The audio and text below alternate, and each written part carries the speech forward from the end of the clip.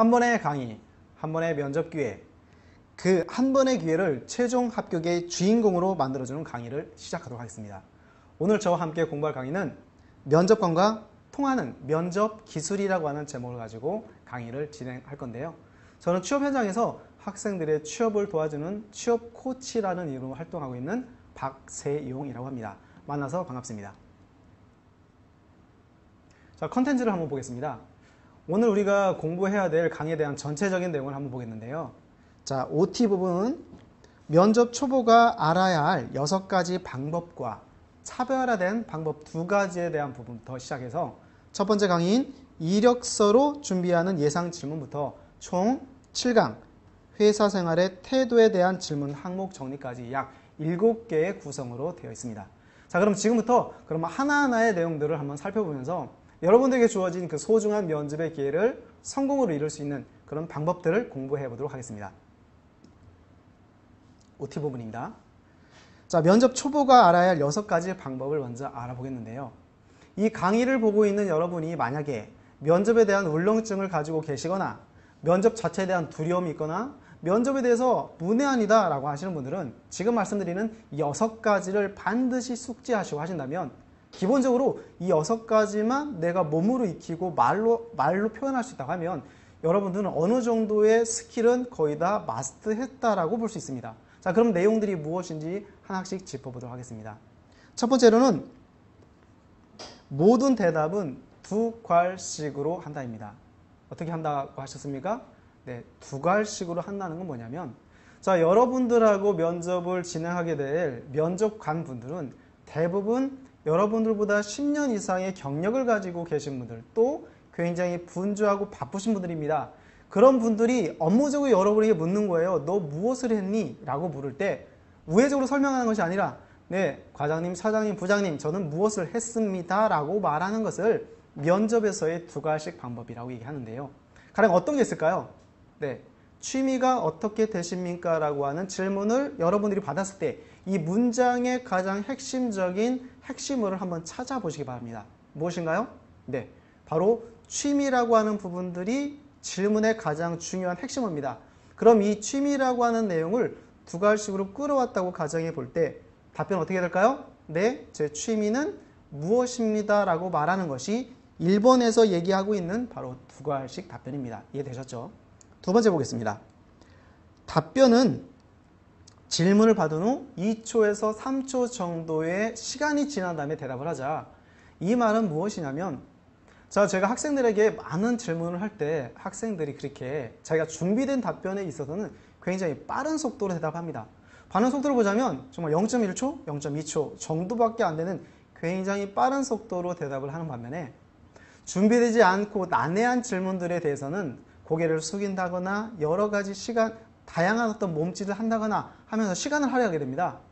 자, 이런 부분에 있어서는 면접관들이 뭐라고 생각하겠습니까? 아, 얘는 너무 빨리 대답할 때는 성격이 빠른 친구구나. 또 대답을 못할 때는 아, 이 질문에 대해서 당황하고 있구나. 즉, 여러분들이 무엇을 생각하고 있는지, 무엇을 준비하고 있는지를 전부 다 면접관들이 알게 되기 때문에 그런 모든 부분들을 다 감추고 면접을 진행하는 것이 가장 좋은 방법인데요.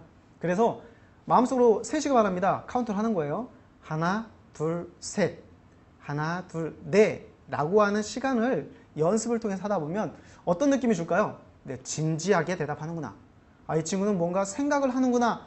라는 느낌을 줄 수 있기 때문에 답변까지의 속도는 약 2초에서 3초 정도의 시간을 가지고 진행을 하시는데요. 단 여기서 유의할 점이 있습니다. 여러분들에게 면접을 질문하는 면접관 분께서 성격이 굉장히 급하실 수도 있어요. 그래서 마치 여러분들이 3초 정도의 시간을 가지고 지난 다음에 대답을 하는 걸 보고 굉장히 답답해 하신다 라고 하면 2초 정도의 시간을 줄여서 빨리 대답을 하시기 바랍니다. 강의를 통해서 약 3초 정도로 말씀을 드린다 해서 반드시 지킬 건 아니고 그 정도의 시간이 가장 적절하지만 면접장에서 일어나는 다양한 예측 불가능한 상황에 대해서는 여러분들이 좀 더 센스 있게 대처를 하는 것이 훨씬 더 유리하다고 볼 수 있습니다. 세 번째 볼게요. 목소리는 솔톤으로 대답을 하는 것이 가장 좋습니다. 이 솔톤이라고 하는 것은 평상시에 우리가 친구들과의 대화에서는 쓰지 않아요. 만약에 여러분들의 그 친구가 철수라는 친구가 있습니다. 자, 솔톤으로 철수를 한번 불러볼까요? 철수야, 밥 먹었니? 라고 우리는 말하지 않습니다. 저녁 밥 먹었니? 라고 말하죠. 하지만 면접이라는 상황에서 그냥 우리가 일반적으로 대화하는 대화체의 톤은 좀 효과적으로 전달하지 못한다라는 측면 때문에 좀 더 솔톤의 매력적인 톤으로 상대방에게 말하는 연습. 안녕하십니까? 정도가 아마 솔톤에 해당될 건데요. 그런 목소리는 어색하지만 면접용 답변으로서 여러분들이 준비할 때는 반드시 지켜줬으면 좋겠다라고 말씀을 드립니다. 다음으로 저는 이 삼짓에 대해서 굉장히 많이 얘기를 하는데요. 삼짓, 뭔가 이 언어 느낌 자체가 뭐 불쾌한 느낌이 들지 않습니까? 바로 삼짓은 몸짓, 손짓, 그리고 눈짓을 얘기하는데요. 자, 여러분들이 혹시 면접의 기회가 있었거나 면접의 경험이 있으신 분들은 한번 생각해 보세요. 이 세 가지 짓 중에 단 한 개라도 해보지 않으신 분 있으신가요? 생각이 나지 않으면 여러분들은 눈짓을 하게 됩니다. 눈짓이라는 건 무엇인가요? 눈이 올라갔다가 내려갔다가 돌리기도 하고 이렇게 하는 것을 눈짓이라고 하죠. 몸짓은 무엇입니까? 몸짓은 답답한 거죠. 지금 문제의 의도는 알겠는데 이게 마음대로 나오지 않으니까 머릿속에 이야기가 정리되지 않으니까 몸을 쓰게 되죠. 이것이 몸짓입니다. 손짓은 무엇입니까? 손짓도 많이 쓰죠. 둥글둥글 돌리기도 하고요. 펼치기도 하고요. 이런 건 보통 프레젠테이션 때 많이 하는데 면접에서 이런 삼짓을 쓴다고 하는 것은 얼핏 보면 멋있어 보입니다. 하지만 면접관들의 관점으로 여러분들을 바라보자면 굉장히 산만하고 정신없어 보이고 그 다음에 이야기를 정리하지 못하는 사람으로 인식될 수 있습니다. 이것은 어떻게 되는 거라고요? 네, 탈락의 지름길임을 반드시 기억하시기 바랍니다. 다음으로는 스마일입니다. 자, 웃는 얼굴, 이 웃는 표정은 면접의 시작, 엄밀히 말하면 여러분들이 면접장의 문을 열고 들어가는 그 순간부터 나오는 순간까지 여러분들이 사용할 수 있는 모든 근육들을 다 활용해서 웃으십시오. 그래서 면접의 시작도 웃음, 면접의 끝도 웃음으로 끝내줬으면 좋겠다라고 말씀을 드려요. 다음으로 시선 교환입니다. 많은 친구들이 저에게 묻습니다. 코치님, 면접을 볼 때 그러면 저는 어느 분에게 시선을 줘야 됩니까? 저에게 질문하시는 분에게 시선을 줘야 되는지 아니면 다른 분들에게 시선을 줘야 되는지 잘 모르겠습니다 라고 질문을 하는데요. 자, 일단 대화라고 하는 관점으로 여러분들이 누구를 바라봐야 되겠습니까? 그쵸? 바로 여러분들에게 질문한 그분과 이야기를 하는 관점으로 쳐다봐야 되는 것이 맞고, 가끔 여러분들이 이야기를 하다 보면 어떤 상황이 발생되냐면 가만히 무엇인가를 적던 분들이 머리를 갑자기 치켜두고 여러분들을 바라볼 때가 있습니다. 그때 시선은 그분에게 잠시 머물러 두는 것, 이것이 시선 교환인데 이 부분들은 여러분들이 현장에서 잘 보시고 여러분들에게 어떤 분이 시선을 주는지를 본 다음에 판단하셔서 그때그때마다 달리 대처를 하셨으면 좋겠습니다. 여기까지가 면접을 준비하는 여러분들이 기본적으로 알고 있어야 되는 6가지 항목인데 정리해 본다면 생각보다 쉽지 않습니다. 2가지로 대답하는 것, 3초 정도의 시간을 가지고 하는 것, 그 다음에 웃는 것, 몸짓, 손짓, 그 다음에 삼짓에 관련된 눈짓 쓰지 않는 것, 이런 전체적인 내용을 가지고 이야기를 하다 보면 실제로 아주 간단한 부분이지만 되지 않기 때문에 집에서 많은 연습을 반드시 하고 면접을 임하셨으면 좋겠습니다. 다음으로 면접 질문에 따른 차별화 답변 방법 2가지를 설명드리겠습니다. 자, 우리가 이야기를 할 때 한번 생각해 봅시다. 흥분되고 재밌는 이야기를 할 때 여러분들은 웃으면서 이야기를 합니까? 아니면 짜증내면서 이야기합니까? 또는 세월호라든지 이런 사회적 이슈가 있지 않습니까? 이런 어떤 어둡고 가슴 아픈 이야기를 할 때 빵긋빵긋 웃으면서 이야기를 합니까? 그렇지 않죠. 우리의 대화 속에서도 즐거운 이야기인지 슬픈 이야기인지 아니면 경청을 해야 되는지 공감을 해야 되는지 아니면 분노를 해야 되는지 다양한 소재에 따라서 우리도 달리 대화를 하는데 면접에서도 이러한 어떤 스킬들을 적용해보자라고 해서 2가지를 말씀을 드리는데, 첫 번째로는 높임의 강조법으로 대화를 하는 방법이 있습니다. 이 높임의 강조법은 지금 도표에서 보는 것처럼 이야기가 가다가 이렇게 올라갑니다.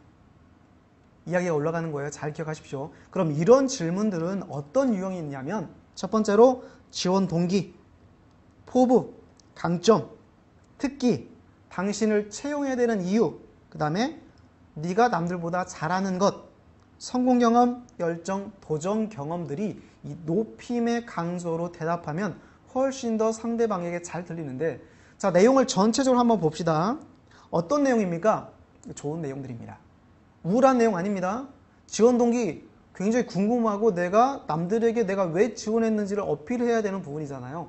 이런 부분들을 이 높임의 강조법으로 대화를 해보자면, 네, 저의 지원 동기를 두 가지로 설명드릴 수 있습니다 라고 해서 이야기가 끄트머리에 올라가게 되죠.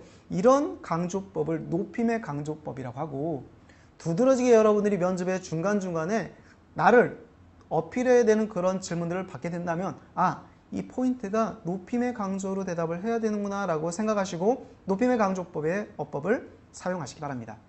그러면 반대로 낮춤의 강조법으로 하는 것은 무엇일까 한번 보겠습니다.